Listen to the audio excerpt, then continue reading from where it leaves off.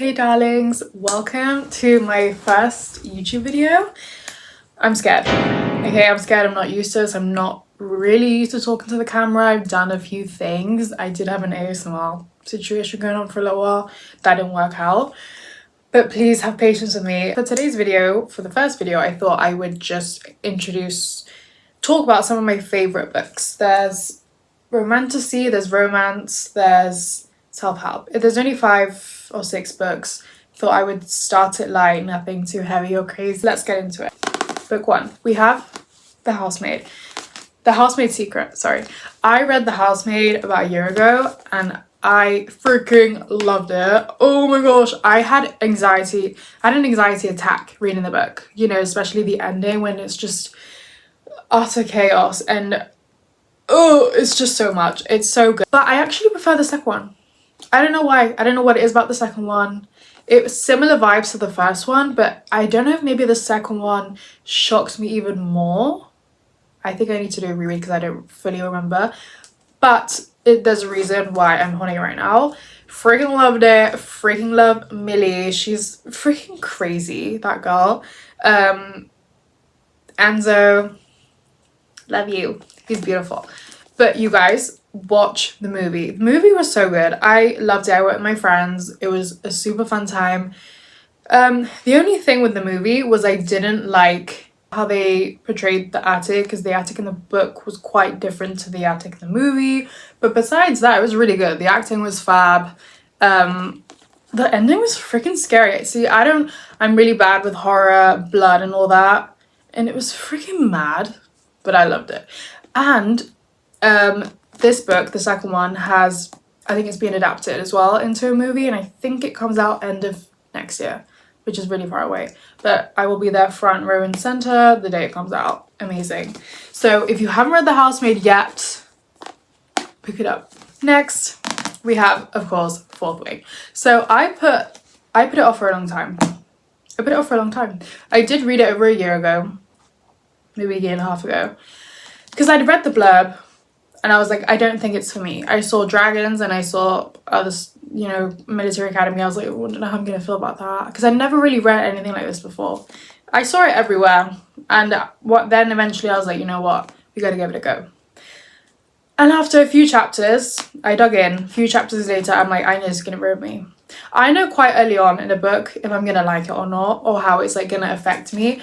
And I knew quite early on that this was going to change the rest of my life, and it did, because I think about this book every single day. I think about the things that happen in this book every single day. I think about the men, specifically one man from this book every single day, Zayden Ryerson. Hello, you guys, my friends are sick of me because all I ever talk about is Zayden. If I'm dating someone, I'm like, if a guy does something that's a bit of a red flag or whatever, I'm like, would Zayden do that to Violet? Obviously, if it's a big fat no, we dump him. See ya later.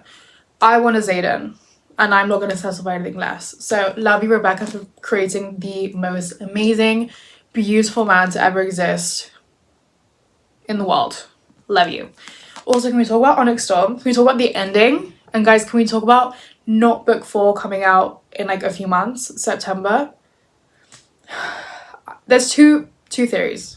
One, could it be about the time, those 12 hours where Violet has, you know, that we don't know what happened. Obviously, like, they got married, then, I don't know, she wakes up and it's just 12 hours. Was it 12 hours or 24?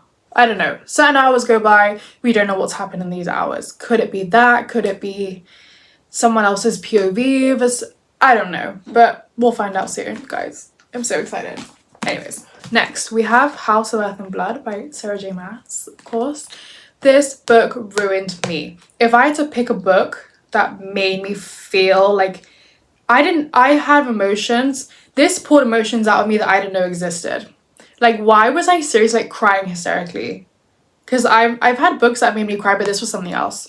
Do you know what it is? Sarah just does it so well. She knows how to just does this thing where she allows you to connect so well to the characters. You feel like you're with them and you're part of this. You genuinely feel like you're part of the story. So when something happens, it's It's heartbreaking. This book is freaking heartbreaking, and no one told me this going into it.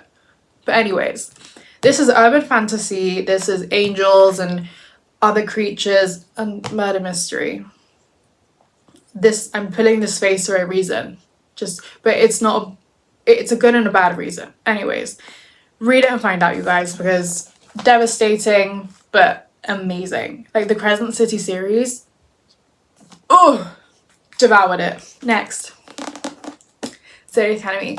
So Zodiac Academy I read maybe like a year. I read it before it became what it is now. Like it wasn't as popular. I think it was slowly starting to get its popularity. I remember when I finished this book, I've read the last chapter, and I was like, what the heck did I just read? What is this chaos? It was flipping utter chaos, but in a good way. It was, because I'd never read something like this before.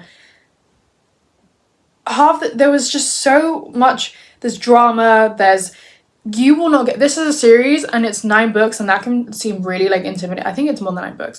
Anyways, it can seem super intimidating to people, but it's one of those, like, you just can't they're all so addictive. Every single book, so much happens. Like, I would describe it as like a reality show. It's just the drama. If you like drama, read this book, because every single page I was like, girl, okay, cool. But it's amazing. We've got bullies to lovers, which I freaking love. I think it's such a good trope. Bullies to lovers, enemies to lovers. We've got dragons, shapeshifters, the magical school, which any dark academia book, I'm gonna devour. I know as soon as I see dark academia, I eat it. I love it. Amazing. So if you haven't yet, guys, trust me, if you want to have a good time, read I can't speak today. Read Zodiac Academy. Next, so this is for my sensitive girlies. This is a psychology book, self-help sort of thing. I'm a very sensitive person, which for a long time I saw it as a very negative thing. I was like, oh, like, why does everyone have to affect me like this? Why do I cry with this? Why, like, everything would just suck the energy out of me. After reading this book helped me see it in a more positive light. It doesn't have to be such a negative thing. In fact, it's kind of a superpower. It's kind of a power to be able to feel things so deeply, like it can be a bit harmful sometimes, but most of the time it's actually quite nice. Like, it's kind of nice that you can feel so much for certain things. For cats, is my cat here? My cat is right here. You sweetie. I don't think I'm explaining myself properly, but if you're a sensitive person and you're struggling, you need some advice and you need to just see it in a more positive light, read Sensitive. It was really good. It was amazing. So yeah, my empathetic girlies, read Sensitive. And the last book I'm going to mention today is Pride and Prejudice. You guys, I watched the movie years ago. I think I was like, 15, 16, the one with Keira Knightley. Mr. Darcy, stop. This is a movie that I watch once a year, maybe even twice. But it's just, because guys, I'm single and I've been single most of my life. I mean, I've never had a long-term relationship. And do you know what? Especially the past few years, a big reason why I'm still single is because of these bad boys. It's because why would I settle for a loser, no offense, a mediocre loser, when I could wait until I meet someone like Mr. Darcy? I don't know if there is a Mr. Darcy out there, but I'm gonna wait because I'm not settling for anything less. I want a man to yearn for me like Mr. Darcy and Felicity. That's what I want. That is what I want. So, do you know, I always tell my friends, if you, because most of my friends don't read like romance and stuff like that. I'm like, if you guys read romance, your standards for men would be up here. But anyways, that's a whole nother conversation because I could have gone about that for ages. So I just freaking love it, you guys.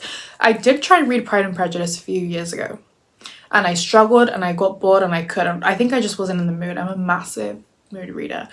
Then 6 months ago, I was like, I need to do this. Like, I can't be a romance girly and not read Pride and Prejudice. Like, it's the blueprint, And I read it and I just fell in love with this. Everything about it, it's just magical. And I just love Lizzie. She's so strong and she's just amazing. Like, I want to be her. I just love her personality. I think she's such a boss. And yeah, I just, oh, it's amazing. Anyways, I'm not going to go on about it anymore. But those are a few of my books.